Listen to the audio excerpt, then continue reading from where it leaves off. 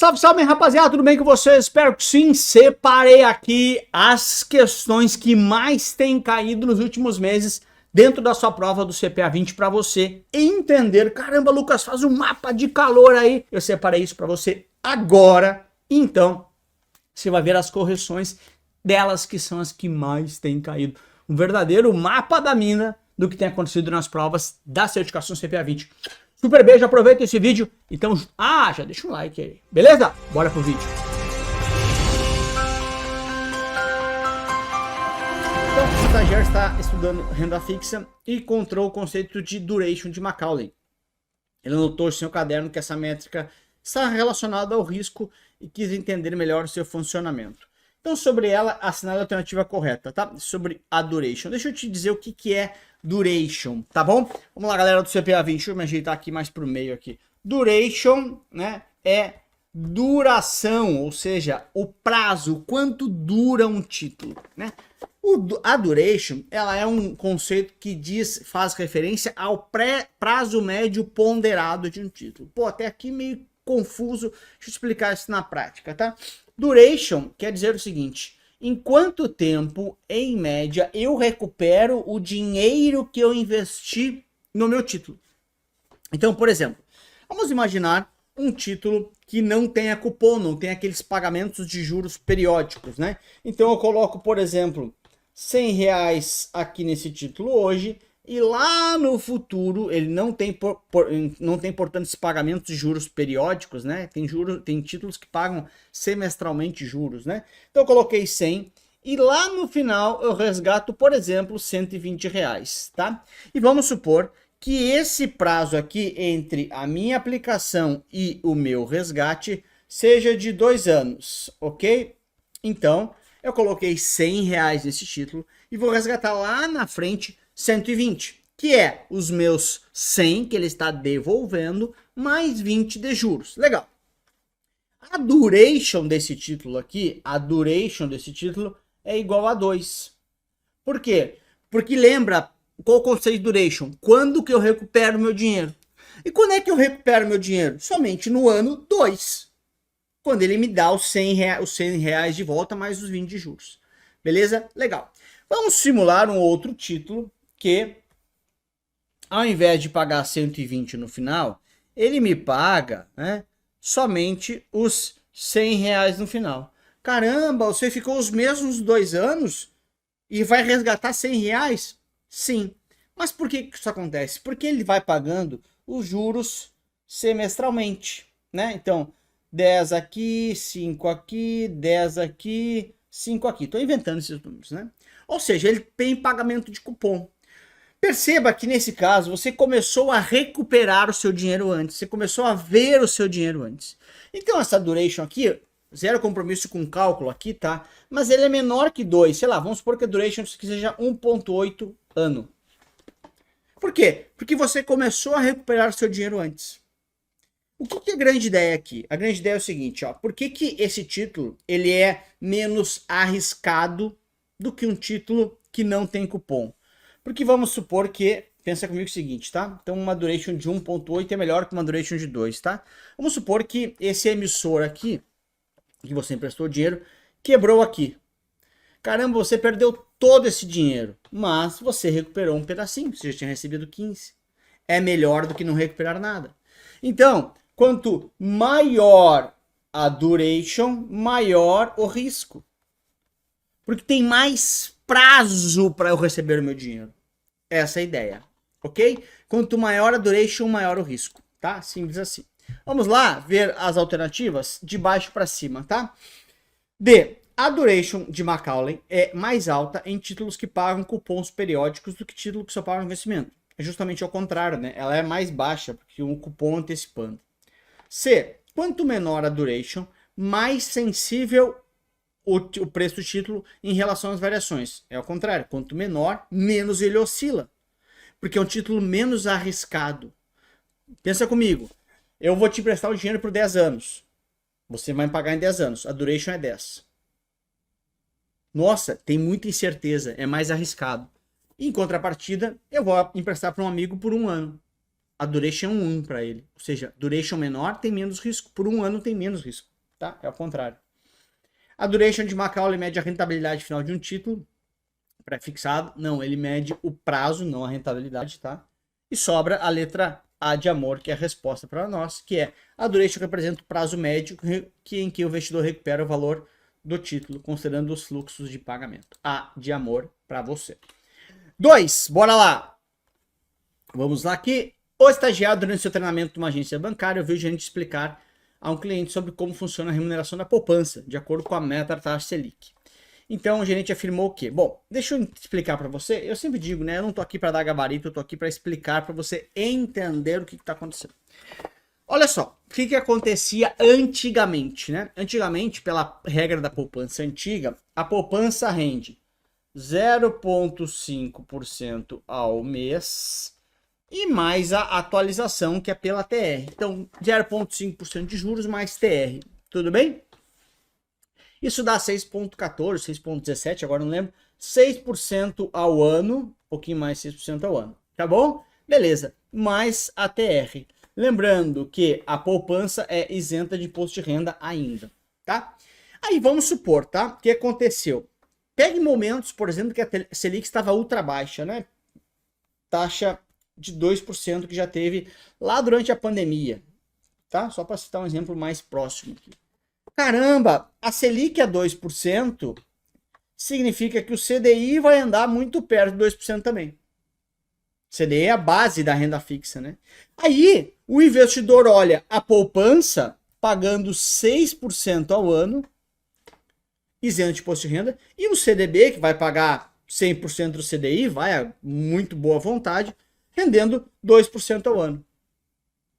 Todo mundo migraria para a poupança. E o que é o problema de todo mundo migrar para a poupança? É que na poupança, quando um banco capta pela poupança, se eu coloco meu dinheiro na poupança, o banco é obrigado, praticamente todo o valor, a investir para financiar imóveis. Não é um valor que o banco fica livre. Ou investir para financiar imóveis ou para crédito rural, quando for a poupança rural. E aí os bancos tinham um problema. Por que eu estou explicando isso? Para você entender a lógica das coisas, para não me decorar. Aí, caramba, Lucas, eu tô com muito problema, porque eu tô captando só por poupança, porque a poupança tá pagando 6 ao ano, tudo bem? Enquanto o CDI paga 2 ao ano, e aí meu dinheiro tá sendo obrigatoriamente para poupança, eu não posso financiar carro, etc. Então, se criou, não foi na pandemia, foi bem antes, tá? Mas tem então a regra da Selic, tá? Se Selic tiver maior que 8,5, ok? A poupança vai pagar a regra antiga, 0,5% ao mês, mais TR. Quando a poupança tiver igual, né, ou abaixo de 8,5, ou seja, quando a Selic estiver abaixo de 8,5, que é o que eu estava dando exemplo na taxa que chegamos na pandemia, eu não vou pagar mais 0,5 ao mês.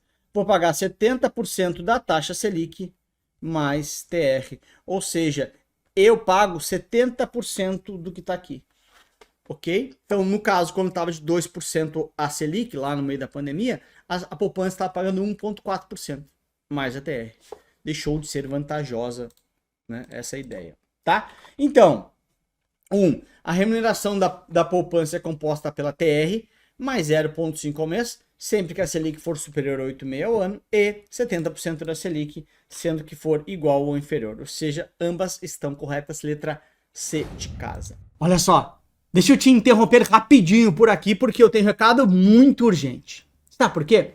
Porque se você deixar passar as próximas 24 horas, essa é a sua última chance de fazer parte do nosso vitalício. É isso mesmo, acesso vitalício a todos os meus cursos de certificações financeiras atuais e todos os que eu lançar para o resto da minha vida. Já pensou? Além de todos os cursos de certificações financeiras hoje, que você vai ter acesso para sempre, sempre que eu lançar um novo curso, você também continua e terá acesso sem investir mais nenhum real por isso. Quer saber? É agora ou agora a sua grande chance de fazer parte do Família LS. Só que cuida, tá? Essa porta, essa oportunidade, ela está se fechando nas próximas 24 horas. E eu quero você, nesse momento comigo, porque isso não vai ter a oportunidade novamente. você está perdendo uma grande oportunidade. Eu quero você entre as pessoas que fazem parte da família LS. Além dos meus cursos de certificações atuais e todos os futuros que eu lançar, você vai ter acesso a tudo que já aprovou mais de 100 mil alunos. Acesso ao meu WhatsApp pessoal, por exemplo, acesso à minha tutoria sobre qual certificação fazer em determinado momento de carreira que você está. Tudo que já fez o recordista de aprovações, que é esse curso aqui, à sua disposição. E sabe, esse vitalício, esse acesso para sempre, ele está disponível num valor que, vamos combinar, é ridículo, perto de tudo que entrega. Por R$ 166, você tem acesso a todos os meus cursos de certificações atuais e todos que eu lançar futuramente. Ou, em uma vez, de 1997. Esse valor, repito, ele é ridículo, perto de tudo que você está recebendo nesse momento. Só que sabe, eu preciso te avisar mais uma vez, a porta dessa oportunidade, ela está se fechando. E aí vem uma frase que eu gosto muito. A distância entre você e seus sonhos se chama atitude. Aqui está uma verdadeira oportunidade para você demonstrar atitude e vir comigo para fazer parte do Família LS. Garanta agora a sua participação no Vitalício para ter acesso a todos os meus cursos de certificações financeiras atuais e os futuros nesse curso que é o que mais aprova desse país por R$ 166 por mês ou R$ 1.997 em uma vez. É ridículo, eu sei, mas eu quero você no Família LS para a gente comemorar ainda mais as suas aprovações. Bora? Bora! 3, falando sobre o PIB, né? O estagiário está revisando os principais pontos do PIB e com foco na demanda, né? Foco na demanda, foco no consumo. Ao consultar o material de estudo, encontrou a seguinte informação. O PIB de uma economia aberta inclui o valor de bens e serviços finais destinados a quê? Bom, vamos lembrar, se você olhou minha aula lá, você viu o macete que eu crio para você, né? Que o PIB, sob a ótica do consumo / demanda, como queiram, o PIB é igual cara inteligente gosta de NX0. Se você não gosta de NX0, cara idiota gosta de NX0. Se você não quer falar sobre isso, cerveja Itaipava gelada é nóis. Como você quiser, tá? O que são essas siglas aqui, tá? Consumo das famílias, mais investimentos, mais gastos do governo, mais exportações líquidas, tá?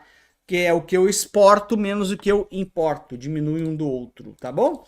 E aí é justamente as 4 alternativas, portanto, né?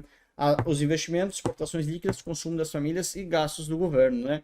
Cara inteligente gosta de NX0, tá bom? Essa é a ideia. Bora? Bora! Número 4.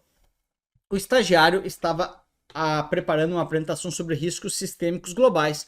Decidiu consultar o relatório anual publicado pelo Fórum Econômico Mundial, que apresenta os principais riscos identificados por representantes da academia, setor privado, governo e sociedade civil. Segundo os relatórios, os riscos são classificados em 6 categorias. Quais são as 6 categorias, portanto, tá? Ambientais, econômicos, sociais, geopolíticos, tecnológicos e ambientais. Repetindo ambientais ali, muito estranho, né? Mas não tem problema. Com base nesse relatório, o estagiário indicou corretamente como risco ambiental o seguinte. Bom, Lucas, eu não li lugar, eu não li isso. Calma. Isso aqui tem a ver com conceitos de ASG, que é um tema razoavelmente novo na prova, né? Questões ambientais, sociais de governança corporativa, né? Ou em inglês que pode aparecer, ESG, que é a mesma coisa, né?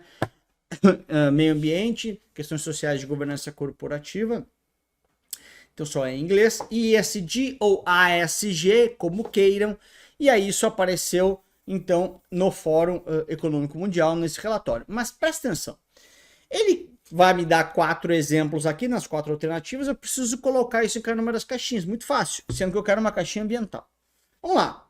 Crise soberana de dívida em países em desenvolvimento. Crise de dívida é quando o país não tem dinheiro para pagar a sua dívida. Dívida soberana ou dívida de um país. Então isso é risco econômico. Tá fora. Pula B. Aumento da desigualdade social. É risco social. Tá fora. D. Ataque cibernético à infraestrutura crítica. Ataque cibernético, né, de piratas pela internet. Tecnologia. Tá fora. Eventos climáticos extremos tem a ver com questão ambiental, certamente. Caiu na prova exatamente assim. B de Brasil é a resposta para você. Sem muita dúvida, tá bom? Bora? Bora, vamos lá.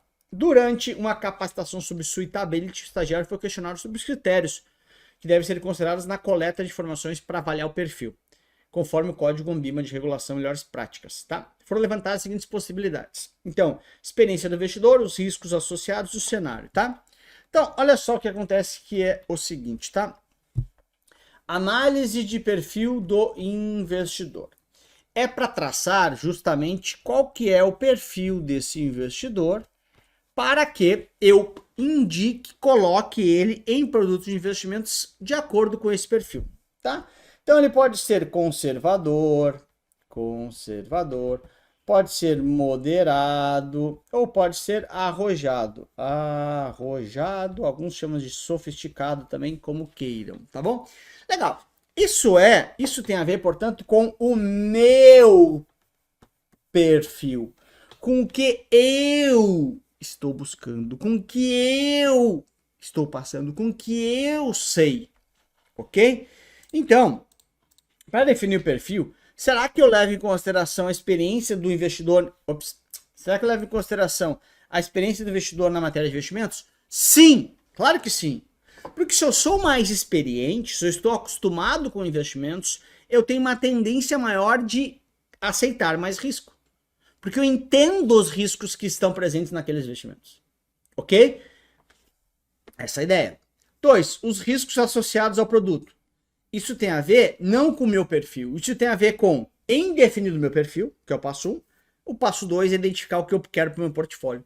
Mas isso não afeta no meu perfil. O meu perfil não tem a ver com os riscos do produto. E nem com o cenário econômico. Claro que no cenário econômico eu vou colocar produtos de característica A, B ou C. Mas isso não tem a ver com avaliar o meu perfil. O meu perfil é algo meu. Ok? Portanto, A de amor, eu vou até fazer um coração para vocês aqui. Você sabe quando é A de amor, eu faço um coração. A de amor para vocês e bora para cima, né? Vamos lá, número 6. O estagiário estava estudando sobre a tributação dos fundos de investimentos imobiliários, pois ouviu dizer que os rendimentos eram isentos de imposto de renda. No entanto, ele descobriu que essa isenção não se aplica em todos os casos, tá? Deixa eu te falar sobre fundo de investimento imobiliário. Vamos falar um pouquinho sobre essa mini aula. Sempre digo para vocês, né? Não tô aqui para dar gabarito, tô aqui para dar uma mini aula. Fundo de investimento imobiliário é um fundo que investe em imóveis ou ativos ligados ao setor imobiliário. Então, por exemplo, vai comprar um shopping, vai comprar um galpão para alugar, vai comprar um prédio comercial e assim por diante, tá? Eu tenho duas formas de ganhar dinheiro com esse cara aqui, tá bom? As duas formas são as seguintes, tá? O que eu chamo de ganho de capital. O que é ganho de capital? Ganho de capital é o seguinte, tá? Eu, Lucas, compro uma cota desse fundo. E esse fundo é um fundo fechado, eu não posso voltar dele e pedir resgate.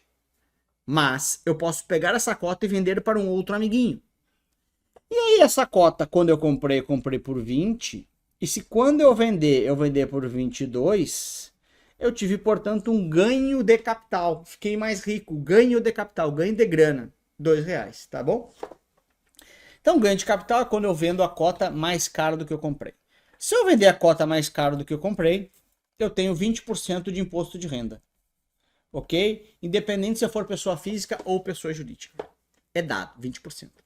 Também tem outra forma de ganhar dinheiro que se chama pelos dividendos, que é a distribuição de lucro desse fundo, né? Os aluguéis são distribuídos para os cotistas, tá?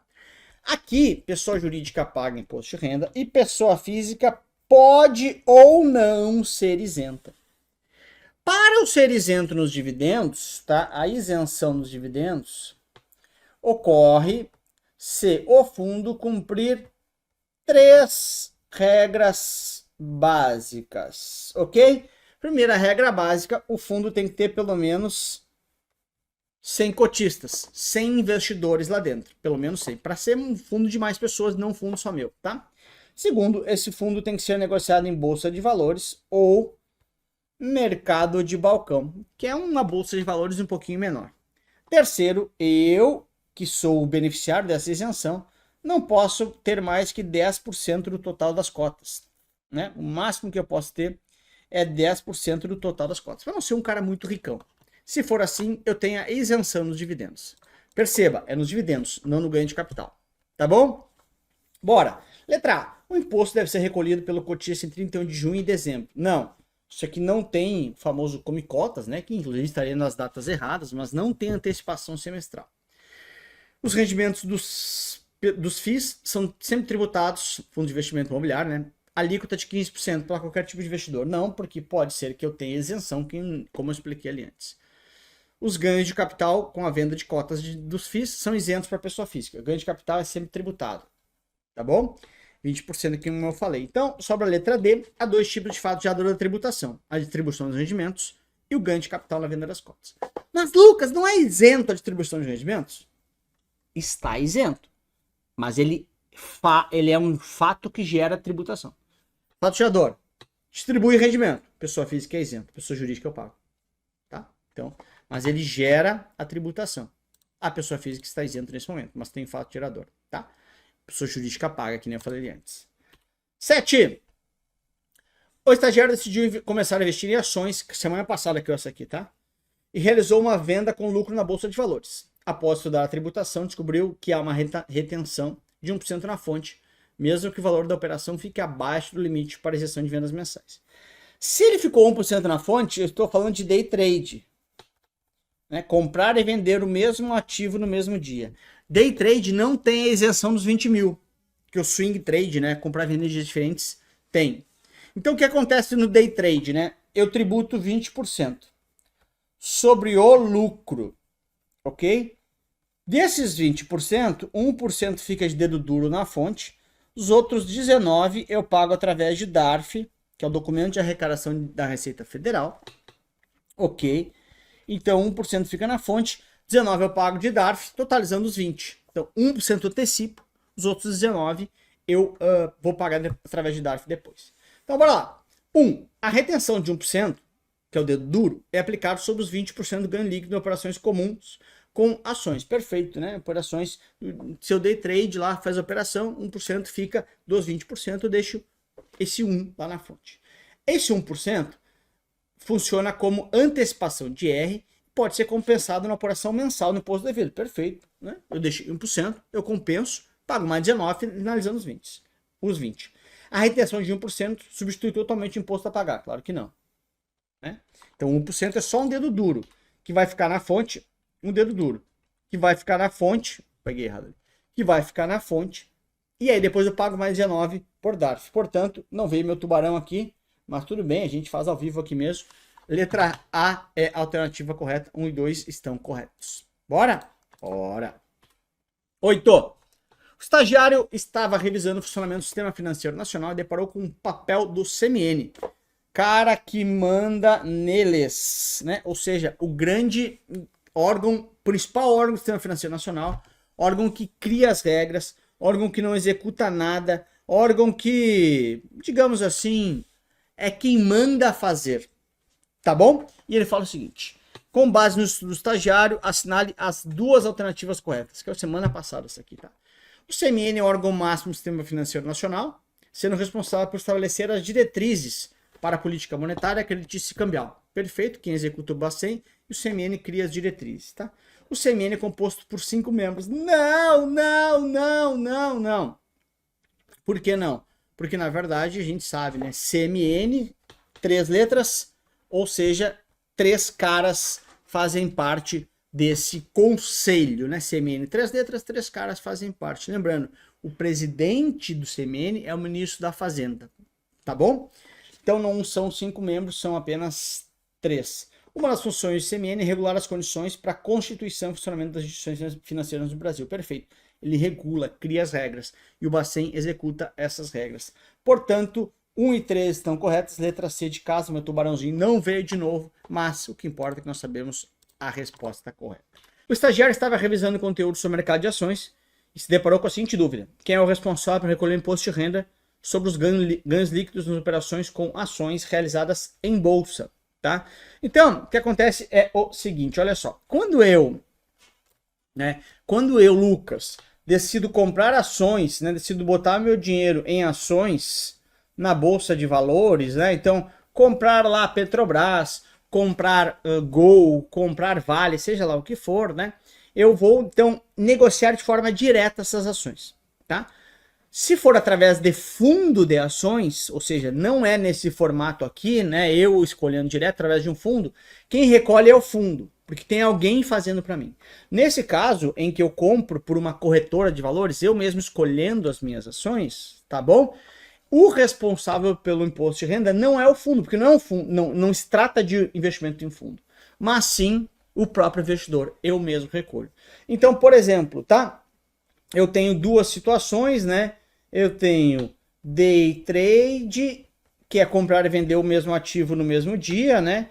E swing trade, que é comprar e vender em dias diferentes, tá? Day trade é 20% de imposto de renda e swing trade, que são dias diferentes, 15%, tá? No day trade, lembrando, no day trade fica 1% na fonte, ok? E no swing trade 0,005% na fonte, tá? A fonte, quem recolhe, quem retém esse dedo duro para dedurar que eu fiz a operação, é a corretora. A corretora onde eu estou operando. Então, corretora XP, BTG e assim vai, tá? E o restante, por exemplo, pegar no day trade aqui que o cálculo fica mais fácil, né? Então, qual o total do imposto de renda para day trade? 20%. Se fica 1% na fonte, né, de antecipação que a corretora retém, então eu tenho que pagar mais 19%, né? 20% é o total. 1% da corretora retém, sobra 19%. Como é que eu pago isso? Através de DARF, que é o documento para arrecadar a receita, né? Documento que eu pago os meus impostos.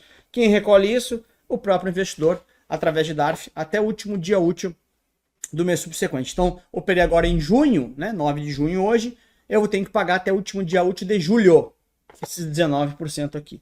No swing trade é a mesma coisa, até o último dia útil do mês subsequente através de DARF, né? Tirando aquele pedacinho que já foi antecipado pela própria corretora, tá? Essa é a ideia. Portanto, né? Letra D de dado é a resposta para você, tá bom? Os dois primeiros, né? Administrador e gestor, seriam administrador de carteira, até um serviço que tem, mas seriam no caso de terceirização, né? Então, no caso de um fundo de investimento, não é o caso aqui, porque eu estou comprando direto.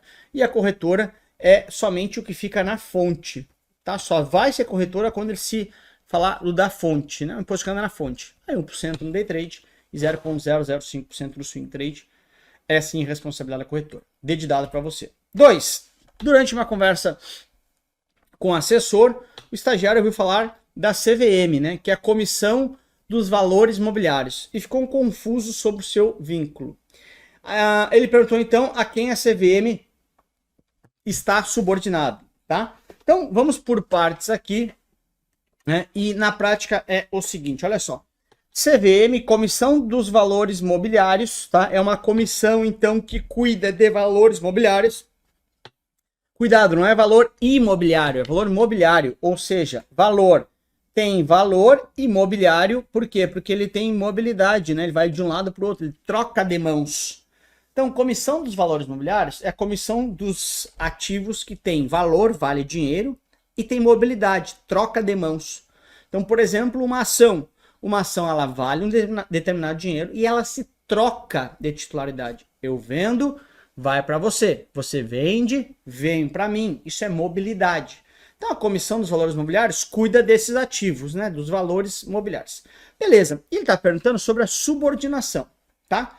Então, por mais que quando a gente fale assim, né? Olha, Conselho Monetário Nacional é o cara que é o grandão nessa estrutura aqui. E aí tem a CVM embaixo. E aí também tem o Banco Central embaixo.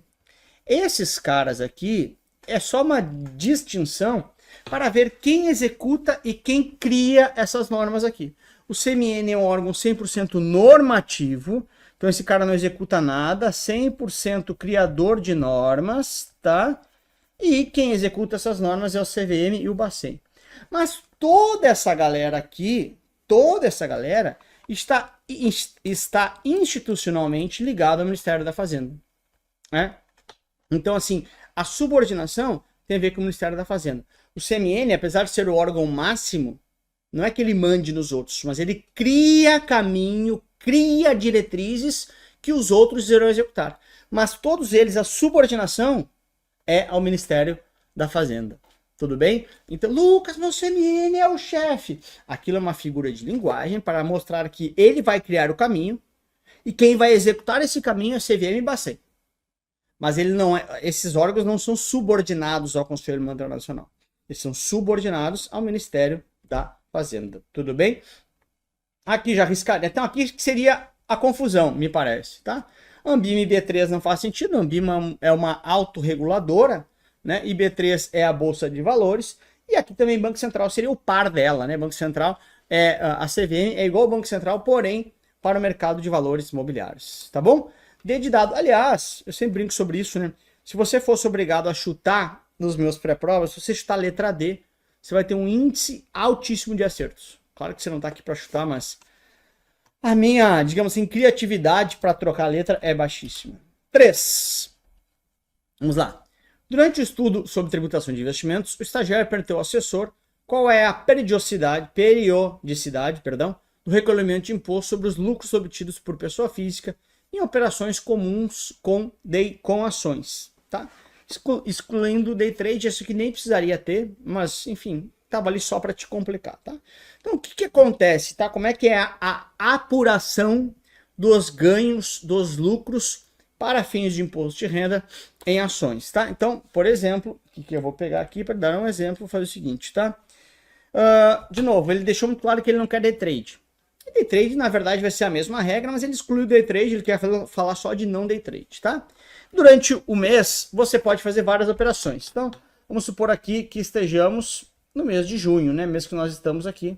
E aí hoje, no dia 9, você fez uma operação, dia 11 fez operação, dia 12 dia 12 dia dos namorados, se namorou, não quis fazer isso aqui. Dia 18, dia 21, tá bom? E aí, nesses dias você fez operações e eu vou colocar aqui somente o valor de lucro de cada um desses dias, tá? Então, no dia 9 você teve um lucro de 300, no dia 10 você teve um lucro de 700, no dia 18 você teve um lucro de 5 mil e no dia 21 você teve um lucro de 7 mil. O que vai acontecer? Vai acontecer o seguinte, você vai fechar essa régua aqui e vai somar o seu lucro total para emitir sua DARF. Claro que tem lá o que fica de dedo duro, né? Que fica avisando que você fez a operação, mas o que vai importar aqui para a emissão da sua DARF é o lucro total. O lucro total vai ser o quê? 12.700, ou seja, 13 mil reais é o seu lucro. É isso? Fiz de cabeça aqui rápido, 12, é isso aí, 13 mil reais. 13 mil reais é o seu lucro no mês de junho. Portanto, a sua DARF, você vai emitir uma DARF única. Uma DARF única, uma só DARF, para todos os ganhos do mês de junho, né? Mês 6, que nós estamos agora. Então, operou hoje, ganha 300, depois de amanhã 700, assim foi. Então, seu lucro total, você vai emitir uma DARF sobre isso. Lógico, tá, gente? Você vai tirar o que teve de imposto de renda retido na fonte, né? Que é a antecipação que a corretora faz. Você tem que tirar tudo que ficou na fonte aqui, beleza. Tirou tudo, você vai sobre o seu lucro, pagar, nesse caso, 15% de imposto de renda numa DARF única. Ou seja, a sua apuração desse tipo de operação, né, em ações, ela é mensal, tá bom? Não é anual. Na verdade, no anual você vai declarar na declaração de ajuste, né, todas as operações que você fez, mas é meramente informativo, só para dizer que você fez as operações, é um saco, mas é isso. Semestral seria o come cotas, né, para uma ideia dos fundos de investimentos, que tem uma antecipação semestral e trimestral, é só para te confundir ali, tá? Essa questão, inclusive, apesar de ser fácil, na minha opinião, eu nunca tinha visto ela ser cobrada nas provas CPA 10 e CPA 20, tá? Então, um modelo diferente aí, porque lógico, a Ambima vai se reinventando, a Ambima vai criando questões novas, a Ambima vai trazendo realidades novas, tá bom? Bora! 4. O estagiário foi falar sobre o fundo de investimento fechado e ficou confuso. Ele perguntou ao assessor, se eu tiver uma cota de um fundo fechado e quiser me desfazer dela, onde eu posso vender essa cota? Bom, deixa eu explicar como é que funciona aqui, nessa ideia que a gente sempre quer dar uma mini aula, né? E o principal exemplo que eu dou de um fundo fechado, né? Olha, se a gente for lembrar da aula, né? Fundo fechado, a porta está fechada. Você entra e você não consegue sair. A grande ideia é o seguinte, cara, você não consegue sair desse fundo. Caramba, Lucas, como assim? quer dizer que o fundo fechado, ele não tem resgate. Não há resgate. Poxa vida, Lucas, e como é que eu transformo isso em dinheiro? Como é que eu transformo essa minha cota em dinheiro em um fundo fechado? Bom, o principal exemplo disso é um fundo de investimento, para a gente entender a lógica, fundo de investimento imobiliário. O fundo de investimento imobiliário, ele é a comunhão de recursos, ou seja, uma série de investidores colocam dinheiro nesse fundo de investimento imobiliário, ok? Esse fundo de investimento imobiliário vai comprar um imóvel. Por exemplo, vai comprar lá aqui viajei, vai comprar um edifício comercial, né? De lajes corporativas, de prédios, de salas para alugar, etc. Tudo bem? Então, comprou esse prédio aqui, vou botar o chão aqui, né? Porque um teste psicotécnico que se faz voando é meio... não bate bem na cabeça, né? Então, vou botar bem direitinho aqui. Beleza. O prédio é o dono... Desculpa. O fundo é o dono desse prédio. Quando esses caras aqui, esse inquilino paga aluguel para o fundo repassa esse aluguel para você. Mas perceba que esse carinha aqui, ele não pode vir aqui pedir resgate do seu dinheiro. Por quê? Deixa eu botar em outra cor aqui. Por que ele não pode pedir resgate? Entende a lógica? Porque esse fundo de investimento imobiliário, ele não compra, não está com o dinheiro dele em ativos que têm liquidez, que têm facilidade de ser vendido. O dinheiro dele está nesse prédio. Não tem como ele vender um pedaço do prédio. Falar assim, olha, fulaninho, agora essa sala aqui não é mais sua, eu tive que vender um pedaço. Tira um pedaço tipo Lego, assim, não dá. Então esse fundo de investimento imobiliário é do tipo de fundo de investimento fechado. Ele não permite resgate. Ah, Lucas, já entendi. Eu já tinha entendido a lógica do fechado. Entendi na prática por que ele é fechado, né? Diferente de um fundo de investimento em ações. Se eu for de investimento em ações, eu vendo a ação e dou dinheiro para você. Já entendi tudo isso. Então, como é que esse cara pode fazer dinheiro? Ah, se esse cara não pode pegar a cota dele, voltar lá no fundo e pedir resgate, esse cara aqui pode, como se fosse no centro da cidade, pegar e começar a ofertar a cota dele para alguém. Sim, pessoal, querem comprar a minha cota? E entrar no meu lugar, nesse banco que eu estou sentado, é tipo assim, eu vou sair desse carro, mas vou colocar alguém no meu lugar. E isso aqui, a venda da cota, ele faz no mercado secundário. Porque ele está vendendo para o segundo dono, né? Secundário, segundo dono. Então, na prática, ao vender para uma outra pessoa, ele coloca um outro amiguinho no lugar. E o fundo passa a pagar mensalmente para esse outro amiguinho que vai entrar no lugar dele. Ou seja, o fundo não precisa vender o prédio. Tá bom? Então ele consegue resgatar, transformar em liquidez isso aí. Tá? Então onde é que acontece? Vamos lá, tá? No mercado primário. Não, primário é primeiro. Primário é quando o fundo abre e os primeiros investidores colocam o dinheiro no fundo. Aí o fundo pega esse dinheiro e vai lá comprar o shopping. Isso é mercado primário. B, o próprio cotista resgata diretamente com o fundo. Não, isso quando tem resgate é um fundo aberto. Se é um fundo aberto, permite resgate. Então vai ser aonde? No mercado secundário, como eu expliquei ali antes. Tá meio estranho aqui, mas é no meio, tá? Vou botar um verdinho aqui até. Então, meio não, é no C, né? Letra C. É mercado secundário de segundo dono. Tá bom? Bora! 5. Durante o atendimento a um cliente, o estagiário ficou em dúvida sobre como funciona a tributação de um resgate do tipo PGBL com tabela progressiva.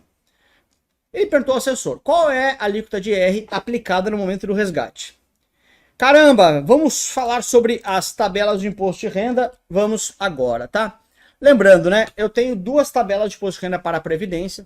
Uma tabela é a regressiva, que ela vai regredindo, e a outra é progressiva. Que ela vai progredindo, vai crescendo essa aqui e vai caindo essa aqui. Pô, legal, né, Lucas? Como é que funciona isso aqui, Lucas? Bom, o negócio é o seguinte, tá? Olha só. Na regressiva, ela vai regredindo conforme o prazo. Quanto mais prazo, mais tempo eu fico, menor ela regride com o tempo, tá? Ou seja, o que importa aqui é o tempo que eu fiquei, tá bom? Deixa eu pintar aqui para ficar bem claro para você. Na regressiva, o que importa é o tempo. Pô, legal, já entendi. Na progressiva, ela vai progredindo, vai crescendo, conforme aumenta a sua renda. Então, o que importa na progressiva é quanto você tem de renda, tá bom? Legal. Então, o que acontece é o seguinte, tá? Na regressiva, a seguradora, quando você entende a lógica das coisas, gurizada, não decora nada. Na regressiva, tá? Quando você pede o resgate, a seguradora sabe exatamente o tempo que você ficou lá dentro, né? Olha, entrou em 2010, saiu em 2008, ficou 8 anos. Não tem dúvida. Então, ela pega 100% daquele imposto de renda na fonte. A seguradora resolve tudo. Já na progressiva, ela não sabe a sua renda, ela não tem acesso à sua renda. Será que ele ganha R$1.000 ou 100 mil? Lembra que a progressiva aumenta conforme a sua renda. Entende a lógica das coisas. Então o que a seguradora faz? Ela deduz sempre 15% e o restante você vai fazer na sua declaração anual de ajuste. Ela só deduz ali os 15%, que ela é obrigada, o restante você faz na declaração anual de ajuste, que pode chegar até 27,5%. Ou você pegar de volta os 15%. E na regressiva não, regressiva claramente eu sei o prazo, então eu já deduzo tudo. Então, na progressiva, sempre vai ser 15%. No PGBL, 15% sobre o total. E no VGBL, 15% sobre os juros. Tá bom? Essa é a ideia. Buenas? Bora! 6. O estagiário está revisando diferentes níveis de governança corporativa na B3, suas implicações para os minoritários. Para testar, ele listou algumas afirmações. 1. No novo mercado, que seria, vai lá, o nível 3, só se emite ações ordinárias. Então, é exigido que a companhia tenha apenas ações ordinárias, as que dão direito a voto, e tenha tag along de 100% para os acionistas. Beleza. Vamos lembrar que no nível 2, eu já tenho tanto para PN quanto para ON 100% de tag along. Tag along, ó, alongar, estender para minoritário, a mesma oferta que foi feita para o controlador. Então, se eu for vender a Petrobras, eu tenho que alongar, estender, dar o tag along, né? Alongamento da etiqueta, tag etiqueta, né? Preço da etiqueta, alongar o preço da etiqueta, tag along para os minoritários. Então, mesma oferta que eu fiz para o controlador, governo federal, no caso de Petrobras, tem que fazer para o minoritário também. Eu já tenho 100% tag along, ou seja, oferecer o mesmo preço, 100% integral, a partir do nível 2. Então, o nível 3, o novo mercado, já é 100% tag along, perfeito, tá? Além de ter só ordinárias. No nível 2, a empresa deve ofertar 100% de tag along para as ordinárias quanto para as PNs. Perfeito, porque no tag along, no nível 2, ainda pode emitir ações preferenciais, tá? Que já não pode mais no novo mercado. O novo mercado exige um free float de no mínimo 20%, né? A partir do o free float era 25%, né? E aí atualmente é 20% para todos os níveis, tá? Então, letra D de dado 1, 2 e 3. Isso mudou recentemente, era 25% antes do free float. Free float é free float, ó, flutuação livre. São as ações que não estão guardadas pelo dono, né? Isso, ou seja, estão no mercado, tá? 7. Bora. Durante só, ó, CPA 10 pode dar um descansinho aí, tá? Durante uma aula de finanças comportamentais, o estagiário ouviu o professor dizer que o investidor racional que pensa, busca sempre a melhor relação entre risco e retorno. Com base nesse conceito, qual das alternativas abaixo melhor representa o comportamento desse investidor? Cara, isso aqui é o seguinte, né? Lucas, caiu um negócio lá sobre investidor racional, não sei, calma, gente. Seja racional. Um investidor racional vai buscar a melhor relação entre risco e retorno. Simples assim. Ou seja, ele vai buscar sempre andar o máximo possível de distância com o menor combustível possível. É andar de carro. A gente quer chegar mais longe com menos combustível. Um bom consumo do carro. Isso é ser racional. Porque eu estou indo mais longe com o mesmo combustível. Um carro 1.0 é um carro que é mais racional. Ele vai mais longe com os mesmos 30 litros de combustível que um carro que gasta muito. Então, racionalmente, do ponto de vista econômico, eu deveria andar com esse carro. Essa é a ideia. Então, o investidor racional é aquele que escolhe o investimento com maior retorno para o mesmo nível de risco. Porque eu tenho mais distância com o mesmo nível de combustível. Né? Olha, aceita menor retorno mesmo com mais risco? Não, se eu tenho mais risco, eu quero mais retorno. Tá fora. Prefere menos retorno com risco igual? Claro que não. E a D, evita qualquer tipo de risco. Não é verdade. Ele não é avesso a risco. Né? Ele é racional. Tá bom? Então, C de casa por milagre aí, né? Não foi letra D. 8. Questãozinha que, apesar de não ter colocado no CPA 10, CPA 10 pode responder também. Tá? Durante uma conversa no escritório, o estagiário quis entender quem é o responsável pelo recolhimento do IR em diferentes produtos. Tá? Vamos lá. No caso do COI, coisa estranha, né? O COI é um produto que pode ser de renda fixa, pode ser de renda variável, pode ser de moeda, pode ser de qualquer coisa exterior, ele é atrelado a qualquer coisa. Então o COI, coisa estranha, pode ser atrelado a renda fixa ou variável, mas ele é tributado como renda fixa, ou seja, igual um CDB. 22,5, 20, 17,5 e 15. E como bom renda fixa que é, quem vai reter o imposto de renda é o emissor. O próprio emissor do COI, então se eu comprar um COI do Banco do Brasil, o Banco do Brasil vai reter o imposto de renda.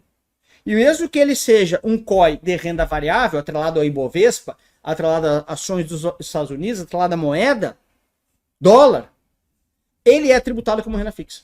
É pegar o prazo e colocar na tabela. 22,5 até 6 meses, 20% até 1 ano, 17,5 até 2 anos e 15% mais que 2 anos. Simples assim. Tá? Então, tá certo, quem vai recolher é a instituição financeira. Em operações com swap, lembra de swap, lembra SW, né? Swing, ou seja, né?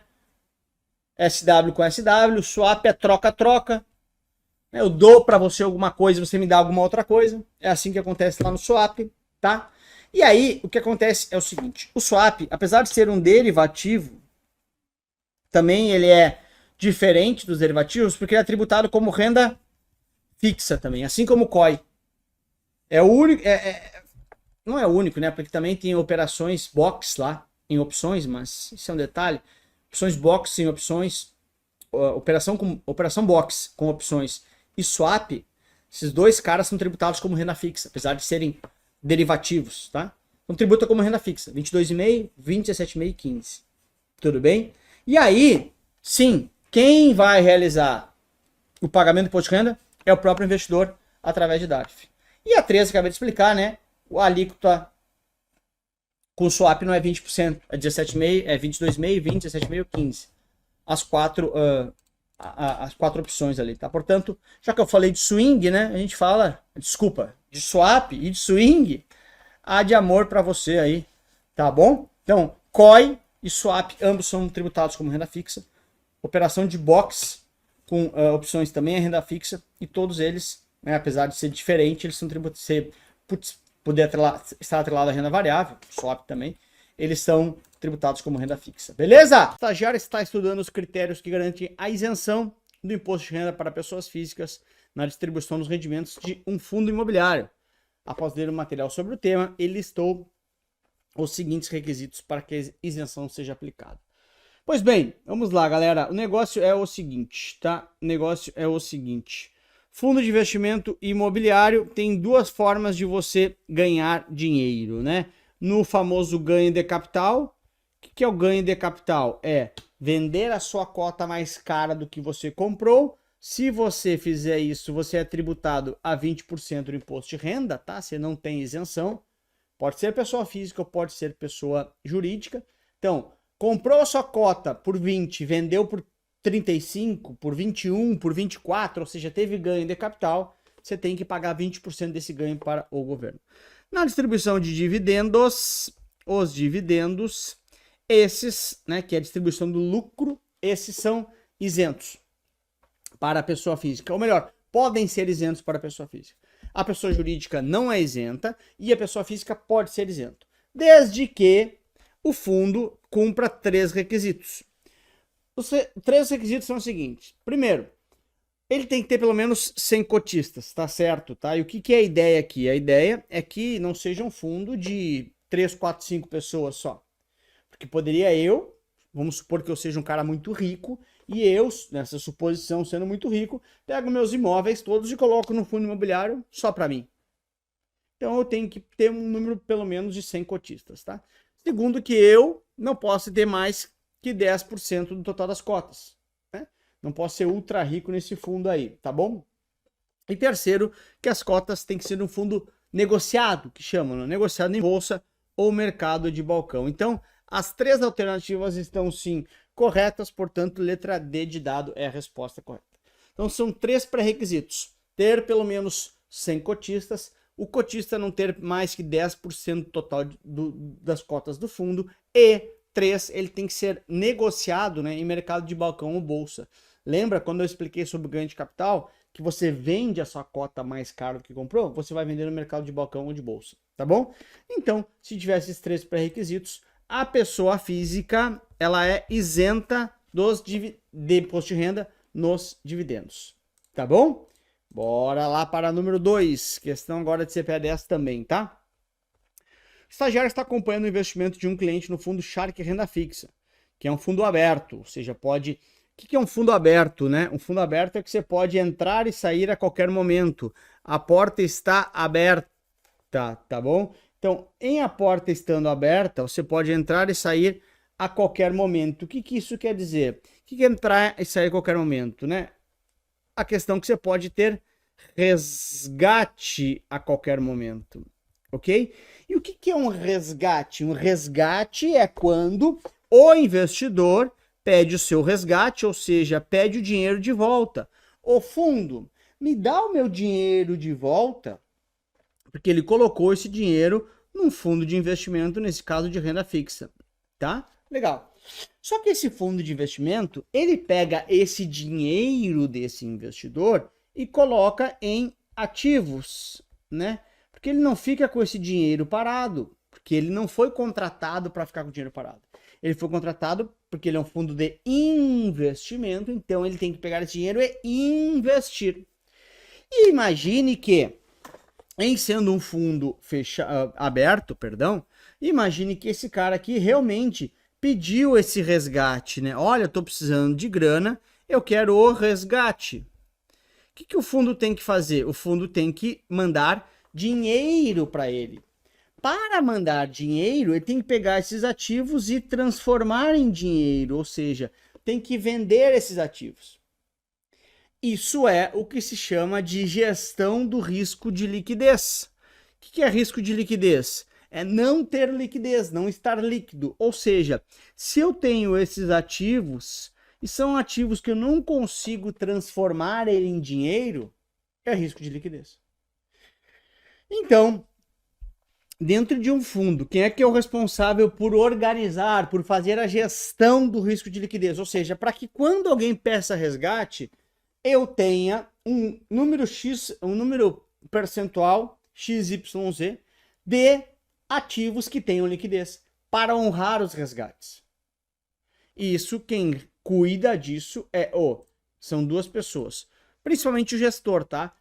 O gestor, porque ele é quem escolhe os ativos do fundo, mas o administrador sempre responde também, porque o administrador é o responsável legal. Perante a lei, quem responde é o administrador.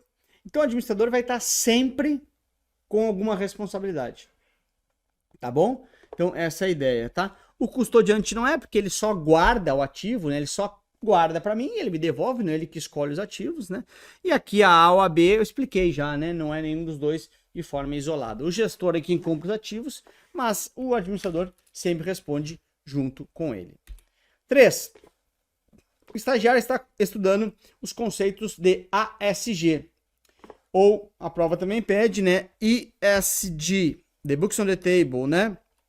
ESG, que é exatamente a mesma coisa de ASG, só que aí em português, né? E em inglês, que é E de meio ambiente, S de social, social e G de governança corporativa, tá? Então, ESG é a mesma coisa que ASG, tá?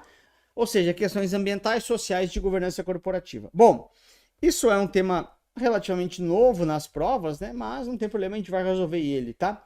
Então, o que acontece? Questões ambientais tem a ver com todos os cuidados que uma empresa tem que ter para não ter perdas em relação ao meio ambiente.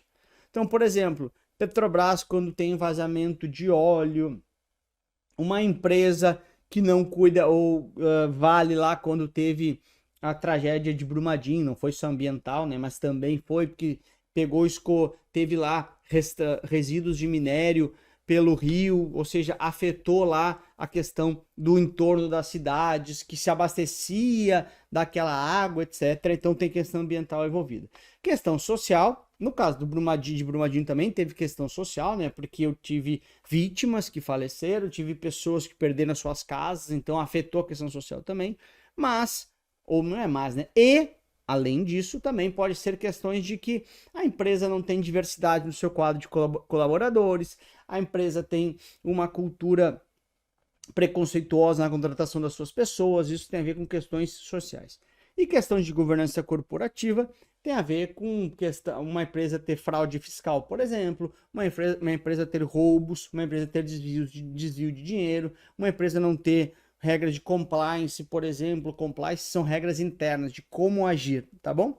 Então são exemplos que eu posso citar, tá? Então ele falou o seguinte, cara, ele tá com dúvida de cada pilar representa, ele encontrou vários exemplos, quer identificar qual deles representa risco ligado à governança corporativa. Bom, a gente poderia resolver essa questão, e que caiu exatamente assim, tudo bem, só por eliminação. Quer ver? Olha só.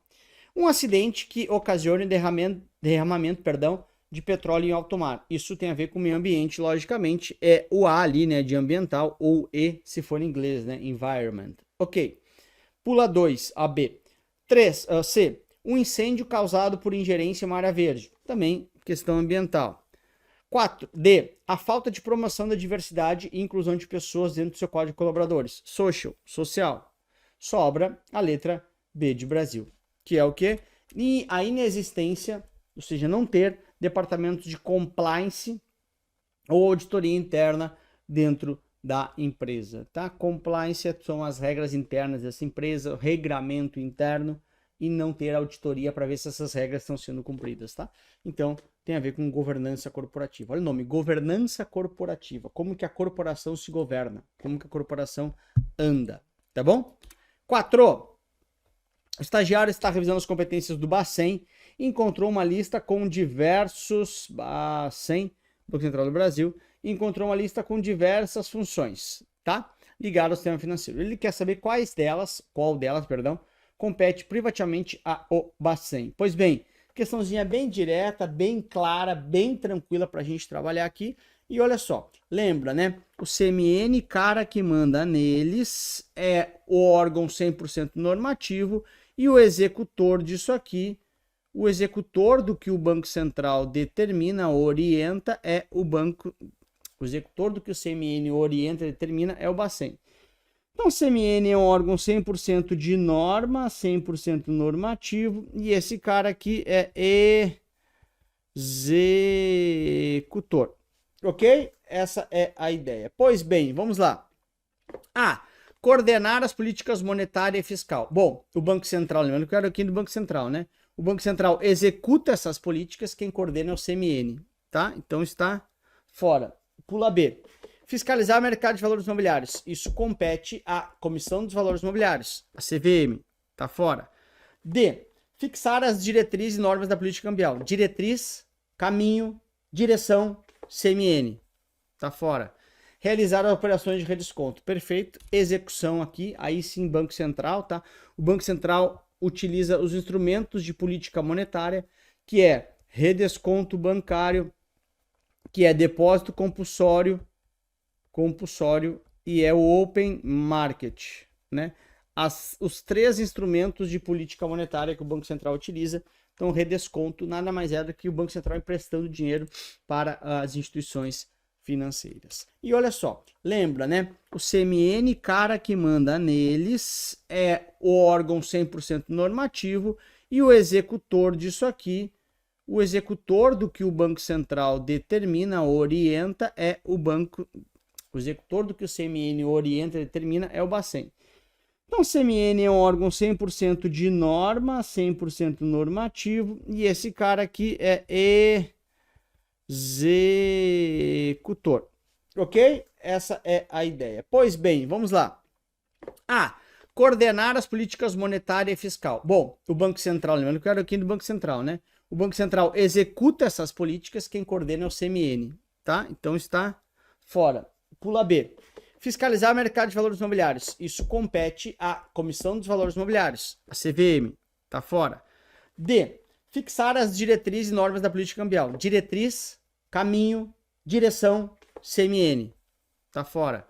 Realizar operações de redesconto. Perfeito. Execução aqui, aí sim Banco Central, tá?